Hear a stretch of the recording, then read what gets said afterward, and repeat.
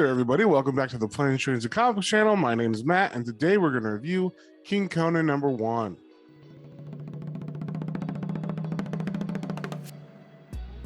And before we get into that, if you guys wouldn't mind liking, sharing, subscribing, commenting, it really helps me out and lets me know what you guys want to see more of. So, with that being said, let's get straight into it.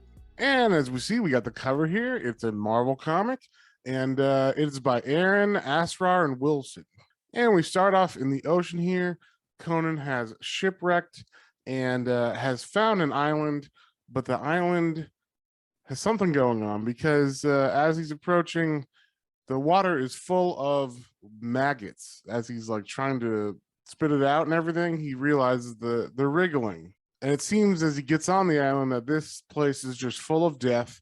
It's full of a bunch of buzzards and just like dead bodies everywhere. And then out of nowhere, someone throws a dagger at him, a snake dagger.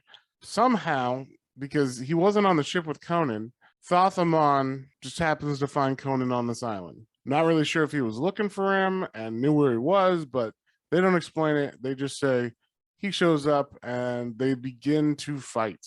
And the reason why Thoth attacked him, other than that he hates him, is that it seems like he needs the blood of a king for some reason. And as they're fighting, Conan's life begins to flash before his eyes. So he begins to remember the time when he became king officially after he killed King Nemetes the Cruel. And he remembers, you know, some fun battles he had where he killed all these spider people, apparently, and got the girl. He remembers when his son was born. Then we come back to the fight. Thoth gets the best of him by throwing this, I think it's powder, in his eyes. So his eyes begin to burn and he can't see. And this whole time, Thoth is talking about doing some sort of spell that has to do with his serpent ring. And that's why he needs the blood of a king, he says. So Conan, in desperation, because he can't see anymore, figures, hey, if I jump in the water with him, he can't do any spells. Also, my eyes will get cleaned out by the water. So he does that, and of course sharks show up because he's bleeding, everybody's bleeding. And as they're fighting the sharks and each other at the same time, the waves kind of crash them back onto the land, so they end up fighting again. And it seems like Thoth is a pretty good swordsman because he does kind of best Conan in this battle, at least initially.